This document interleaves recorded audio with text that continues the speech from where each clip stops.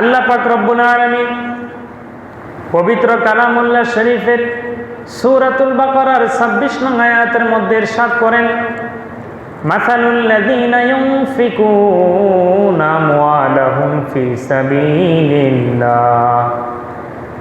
পৃথিবীর মধ্যে যে সকল মানুষগুলো আল্লাহর রাস্তায় দান করে, আল্লাহর রাস্তায় সাদাকা করে, অসহায় দরিদ্র মানুষকে সামান্য পরিমাণ হলেও তাদের দারিদ্রতা, তাদের অভাব মোচনের জন্য টাকা পয়সা, অর্থ করি, খাদ্য দান করে, কামাসালি হাব্বাতিন, আল্লাহ পাক রব্বুল আলামিন বলেন ওই ব্যক্তির এই দানের দৃষ্টান্ত হলো, এই দানের উদাহরণ হলো একটি শস্যের বীজের মতো।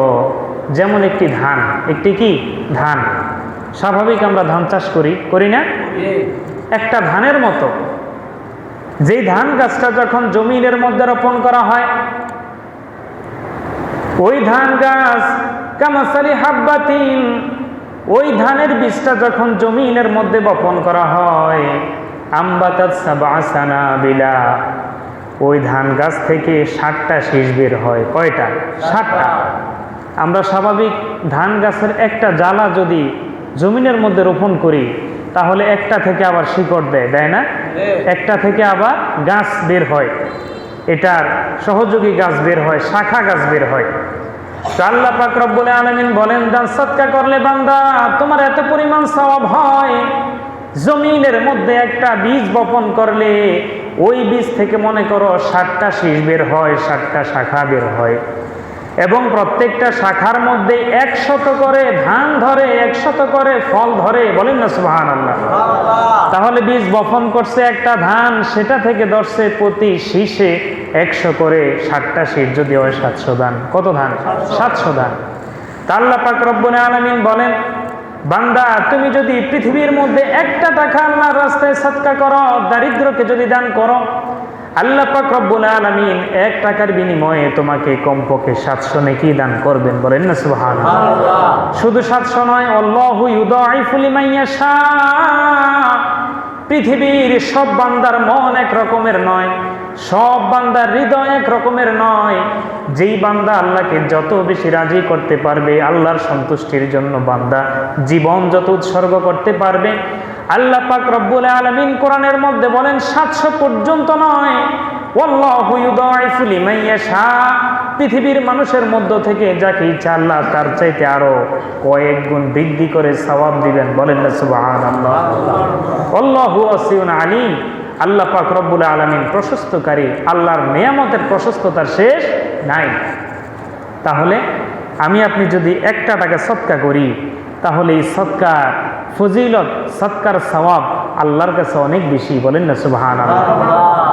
সম্মানিত সুধী ভাইরা আমার, সদকা কোন সম্পদ থেকে করব এবং সদকা কোন নিয়তে করব, সদকার ক্ষেত্রে কিছু শর্ত শরায়েত রয়েছে। যেমন পবিত্র কালামুল্লাহ শরীফের 4 নং পারার প্রথম যে আয়াত, এই আয়াত প্রমাণ করে পৃথিবীর মধ্যে যেই ব্যক্তি কাউকে কিছু দিতে চায়, সদকা করতে চায়, দান করতে চায়, সে যেন তার ভালো সম্পদ যেটা তা থেকে দান করে। বলেন না সুবহানাল্লাহ।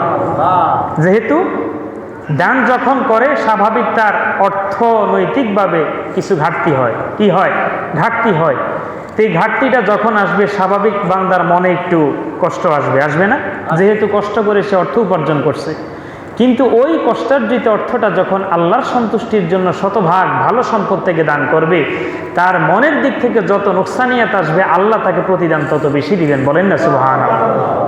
এই জন্য আল্লাহ পাক রব্বুল আলামিন পবিত্র কালামুল্লাহ শরীফের 4 নং পারার প্রথম আয়াতের মধ্যে বলেন, লান তানালুল বিররা হাত্তা তুনফিকু মিম্মা তুহিব্বুন।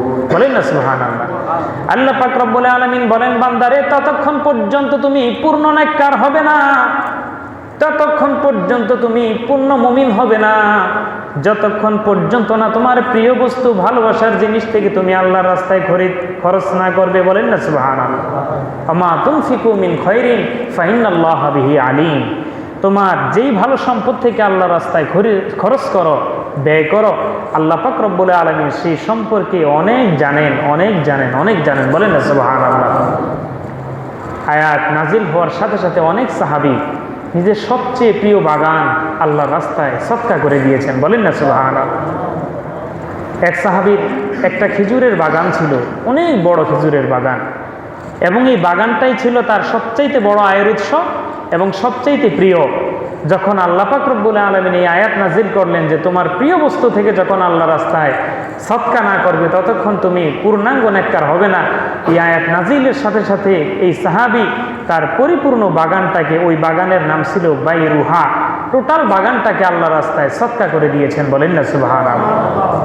সম্মানিত সুধী ভাইরা আমার, দান সাদাকায় ব্যক্তির সম্পত্তি কমে না, বরং সৎকার বিনিময়ে আল্লাহ পাক রব্বুল আলামিন বান্দার মালের মধ্যে, বান্দার সম্পদের মধ্যে বরকত দান করেন, বলেন না সুবহানাল্লাহ। এবং এই দানের মাধ্যমে বান্দার উপরে আসু অনেক বিপদ আপদ আল্লাহ দূর করে দেন, প্রতিহত করে দেন, বলেন না সুবহানাল্লাহ। বুখারী মুসলিম শরীফের মধ্যে এসেছে, রাসূল পাক সাল্লাল্লাহু আলাইহি ওয়াসাল্লাম ইরশাদ করেন, যেই ব্যক্তি পৃথিবীর মধ্যে মান তাসাদ্দাকা বিআদলি তামারাতিন, একটা খেজুর সমপরিমাণ বস্তু যে আল্লাহর রাস্তায় সদকা করবে। কার রাস্তায়? আল্লাহর রাস্তায়। একটু জোরে বলেন, কার রাস্তায়? আল্লাহর রাস্তায়। পরিমাণ কতটুকু? একটা খেজুর অথবা এই পরিমাণ কোনো বস্তু, সামান্য বস্তু আল্লাহর রাস্তায় যে কি করবে? খরচ করবে, দান করবে। আর এই দান, এই খরচ, এটা অবশ্যই করতে হবে আল্লাহর সন্তুষ্টির জন্য, আল্লাহকে রাজি করানোর জন্য, আল্লাহকে খুশি করানোর জন্য। এবং সেই বস্তুটা হতে হবে মিন কাসাবিন তয়্যিবিন, তার উত্তম হালাল উপার্জিত সম্পদ থেকে। আপনি হারাম অর্থ সম্পদ থেকে যদি কোটি কোটি টাকাও দান করেন, কাউকে দিয়ে দেন, এর বিনিময়ে যদি আপনি সামান্য পরিমাণ সওয়াবের দাবি করেন, তাহলে এটা আপনার গুনাহের কারণ হবে, বলেন না নাউজুবিল্লাহ।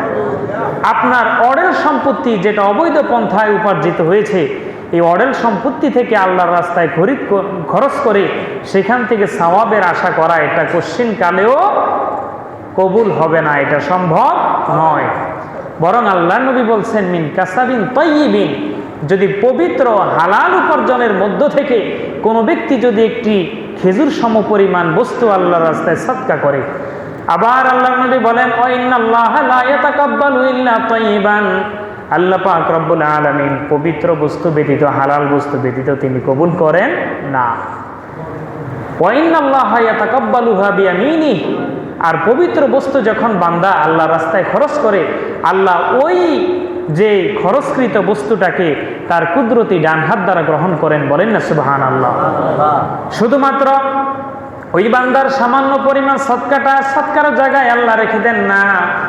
আল্লাহর হাবিব সাল্লাল্লাহু আলাইহি ওয়াসাল্লাম বলেন সুম্মা ইউরাব্বিহা, ওই বান্দা যে সামান্য পরিমাণ জিনিস আল্লাহর রাস্তায় খরিদ করেছে, আল্লাহর রাস্তায় খরচ করেছে, আল্লাহ পাক রব্বুল আলামিন সেই সামান্য পরিমাণ জিনিসটাকে তার কুদরতি হাতে গ্রহণ করে সুম্মা ইউরাব্বিহা, এটাকে লালন পালন করা শুরু করে, এটাকে রক্ষণাবেক্ষণ করা শুরু করে।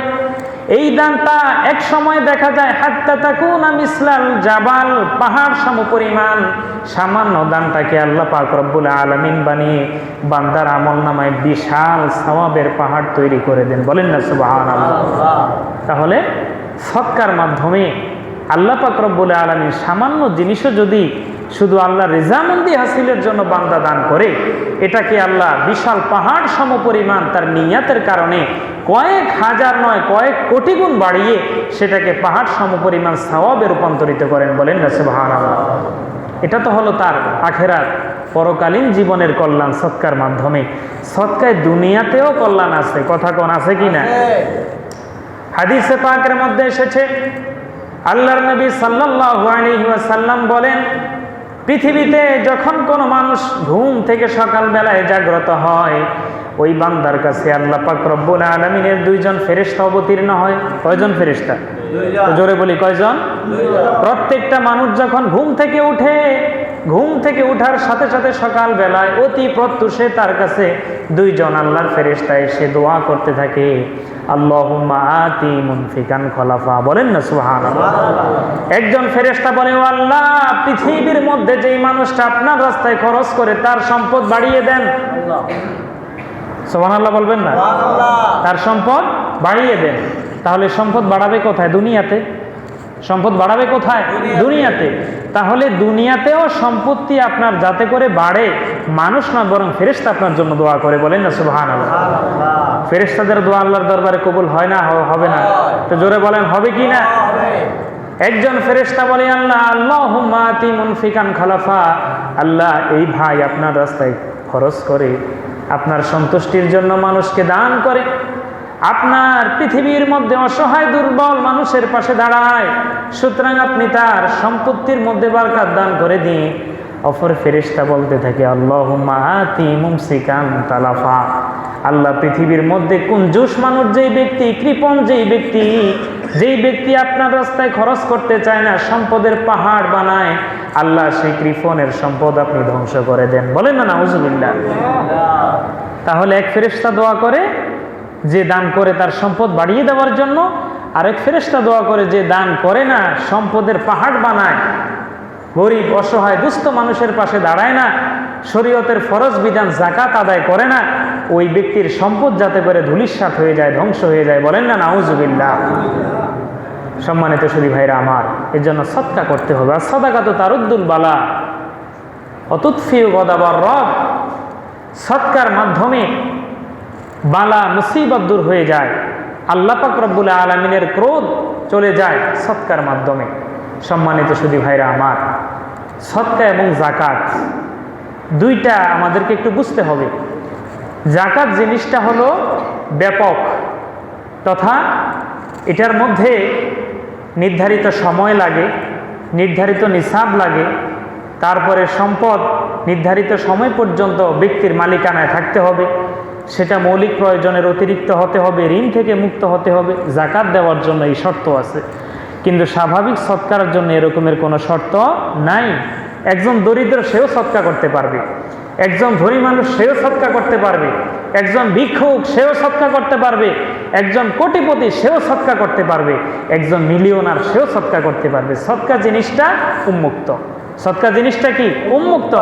যাকাত ফরজ বিধান, আর সৎকা হলো কি? নফল বিধান। আর এই নফল ইবাদত বন্দেগীর মাধ্যমে বান্দা আল্লাহর সবচেয়ে নিকটবর্তী হয়, বলেন না সুবহানাল্লাহ। হাদিসে কুদসির মধ্যে এসেছে, আল্লাহর নবী সাল্লাল্লাহু আলাইহি ওয়াসাল্লাম বলেন, আল্লাহ পাক রব্বুল আলামিন বলেন, লা ইয়াজালু আবদি ইয়াতাকাররাবু ইলাইয়া বিন-নওয়াফিল। ও দুনিয়ার মানুষ, জেনে রাখো, পৃথিবীর মধ্যে কোনো মানুষ যখন ফরজ আদায় করে, ওয়াজিব আদায় করে, সুন্নাত আদায় করে, পাশাপাশি নফল বেশি বেশি আদায় করে, আল্লাহ পাক রব্বুল আলামিন হাদিসে কুদসির মধ্যে বলেন, লা ইয়াজালু আবদি ইয়াতাকাররাবু ইলাইয়া বিন-নওয়াফিল হাত্তা আহবাবতু। যে বান্দা নফল ইবাদত করতে করতে এমন একটা পর্যায়ে যায়, যেই পর্যায়ে গেলে ওই বান্দাকে ভালোবাসা আমার জন্য ফরজ হয়ে যায়, আমার জন্য কর্তব্য হয়ে যায়, বলেন না সুবহানাল্লাহ। আমি ওই বান্দাকে ভালোবাসতে শুরু করি, ওই বান্দাকে এত পরিমাণ ভালোবাসি, সে যেই হাত দ্বারা ধরে ওই হাত আমার কুদরতি কন্ট্রোলে চলে আসে। খারাপ কিছু ওই হাত দ্বারা ধরে না, যেই পা দ্বারা সে চলে সেই পা আমার কুদরতি কন্ট্রোলে চলে আসে, সেই পা দ্বারা সে খারাপ পথে চলে না। যে মুখ দ্বারা সে কথা বলে সেই জবানটা আমার কুদরতি কন্ট্রোলে চলে আসে, সেই জবান দ্বারা সে কোশ্চিনকালেও খারাপ কিছু বলে না, অশ্লীলতা ছড়ায় না, মানুষকে কষ্ট দেয় না, জুলুম করে না, কিছুই করে না। ওই বান্দা যখন আমার কাছে কোনো কিছু চায়, আমি সাথে সাথে বান্দাকে দিয়ে দিই, বলেন না সুবহানাল্লাহ। বান্দা যখন কোনো বিপদে পড়ে আমার কাছে আশ্রয় চায়, আমি সাথে সাথে তাকে আশ্রয় দেই। কি দেই? আশ্রয় দাতাকে, রিজিক দাতাকে, রহম দাতাকে। আল্লাহ পাক রব্বুল আলামিনের খাজানায়, ভান্ডারে কোনো কিছুর অভাব নাই। পৃথিবীতে আমরা যতই সম্পত্তির মালিক হই না কেন, আমরা যত কোটি কোটি টাকার মালিক হই না কেন, যত বিশাল ভূমির মালিক হই, যত বড় জমিদার হই না কেন, আমাদের একটাই পরিচয়, ইন্নাল্লাহা গনিয়্যুন ওয়া আনতুমুল ফুকারা। পৃথিবীর যত কোটিপতি আছে সব কোটিপতি দরিদ্র, ধনী পৃথিবীর মধ্যে একজন সত্তা, তিনি হলেন আমার আল্লাহ। আরেকটু জোরে বলি, আমার আল্লাহ। সম্মানিত সুধী ভাইরা আমার, সমাজের মধ্যে কিছু মানুষ আছে দুর্দিনে দরিদ্র অসহায় মানুষকে হেল্প করে, সাহায্য সহযোগিতা করে, কিন্তু যখন তার সাথে একটু কথার কাটাকাটি হয়, মনোমালিন্য হয়, তখন খোঁটা দেয়। বলেন না নাউজুবিল্লাহ? আর একটু জোরে বলেন নাউজুবিল্লাহ। আল্লাহ পাক রব্বুল আলামিন পবিত্র কালামুল্লাহ শরীফের মধ্যে বলেন, পৃথিবীর মধ্যে যখন তুমি কোনো মানুষকে দান করবে, সদকা করবে, সেই দান সদকা করার পরে লা ইউতবিউনা মান্না ওয়ালা আযা, ওই দানের পিছনে তাকে কোনো কষ্টকর কথা বলা যাবে না, তাকে খোঁটা দেওয়া যাবে না। বলেন না নাউজুবিল্লাহ? যদি আমরা দান করে খোঁটা দেই মানুষকে, দান করে তাকে বলি, এই ভুলে গেছো এত তাড়াতাড়ি, যখন তোর মেয়ের বিয়ে ঠিক হয়েছে তখন তো আমি তোর এত টাকা দিছিলাম, যখন তোর ছেলেটা অসুস্থ হয়েছে এত টাকা দিছি, চক্ষু শরম নাই, চোখের লজ্জা নাই, এখন আমার চোখে চোখে রেখে কথা বলস, মুখে মুখে তর্ক করস। নাউজুবিল্লাহ, নাউজুবিল্লাহ। এইভাবে বলা যাবে না। বরং আল্লাহ নবী বলেছেন, যেই ব্যক্তি দান করে খোঁটা দেয়, দান করে খোঁটা দেয়, তার একটা উদাহরণ রাসূলুল্লাহ হাদিস শরীফের মধ্যে দিয়েছেন অতি খারাপভাবে। আল্লাহর নবী বলেছেন, দান করে যেই ব্যক্তি খোঁটা দেয় সেই হলো পৃথিবীর মধ্যে ওই কুকুরের মতো, যে কুকুর নিজে বমি করে নিজে খায়। বলেন না নাউজুবিল্লাহ? কুকুরের স্বভাব কিন্তু এটাই, কুকুর নিজে বমি করে, ওই বমিটা আবার নিজে খায়। কত খারাপ একটা বিষয়। তো যেই ব্যক্তি দান করে খোঁটা দেয়, মনে হয় যেন কুকুরের মতো নিজের বমি নিজেই খায়। বলেন না নাউজুবিল্লাহ? তাহলে আমরা মানুষকে সহযোগিতা করব আমাদের সাধ্য অনুযায়ী, কার সন্তুষ্টির জন্য? আল্লাহ। আরেকটু জোরে বলি, কার? আল্লাহ। মানুষকে দেখানোর জন্য নয়, মানুষকে খোঁটা দেওয়ার জন্য নয়, মানুষকে কষ্ট দেওয়ার জন্য নয়। আল্লাহ পাক রব্বুল আলামিন আমাকে আপনাকে পৃথিবীতে যতদিন রয়েছি, যেই সামান্য পরিমাণ অর্থ সম্পত্তির মালিক আমরা হয়েছি, এই সম্পত্তিটা ভাই আমার না, এই দেহ আমার না, এই বডি আমার না, এই জীবন আমার না, এটা আল্লাহ প্রদত্ত আমানত। আল্লাহ প্রদত্ত আমানত। এই আমানতের খেয়ানত করা যাবে না। যুবক ভাইয়েরা যারা আছেন, অতি সংযত হয়ে খরচ করবেন। কোন পথে খরচ করেন, আপনার যৌবনকে কোথায় খরচ করেন, সব কিয়ামতের ময়দানে দাড়ি কমা বিন্দু সহ আল্লাহ আপনাকে জিজ্ঞাসা করবে। হাদিস শরীফের মধ্যে এসেছে, যুবককে জিজ্ঞাসা করবে আনিস শাবাবে কাইফা ইয়াফনি, যুবককে তার যৌবন সম্পর্কে জিজ্ঞাসা করবে, তোমার যৌবন যে আল্লাহ তোমাকে দান করেছেন সেটা তুমি কিভাবে খরচ করেছো, ভালো পথে নাকি খারাপ পথে? আজকে গুনাহ করার জন্য, অপরাধ করার জন্য বহু পরিবেশ সমাজের মধ্যে আছে, কথা বলেন ঠিক কি না? কিন্তু চরিত্র সংশোধনের জন্য পরিবেশ কিন্তু সমাজের মধ্যে খুবই কম। সম্মানিত সুধী ভাইরা আমার, আল্লাহ পাক রব্বুল আলামিন আমাদের সকলকে একজন খাঁটি আশিকে রাসূল, খাঁটি আল্লাহ পাক রব্বুল আলামিনের প্রিয় বান্দা হওয়ার তৌফিক দান করেন। সকলে বলুন আমিন। আমাদের কষ্ট উপার্জিত সম্পদ থেকে যে সম্পদ আল্লাহ আমাকে নিয়ামত স্বরূপ দিয়েছেন, সেই সম্পদ থেকে যাতে করে দুস্থ, অসহায়, দরিদ্র, ইয়াতীম মানুষের পাশে আমরা দাঁড়াতে পারি, আমাদের সামর্থ্য অনুযায়ী আল্লাহ আমাদের সেই উদার মন মানসিকতার পরিচয় বহন করার মতো তৌফিক দান করেন। সকলে বলুন আমিন। ওয়া আখিরু দাওয়ানা আলহামদুলিল্লাহি রাব্বিল আলামিন। আসসালামু আলাইকুম ওয়া রাহমাতুল্লাহি ওয়া বারাকাতুহু। যারা সুন্নাত আদায় করে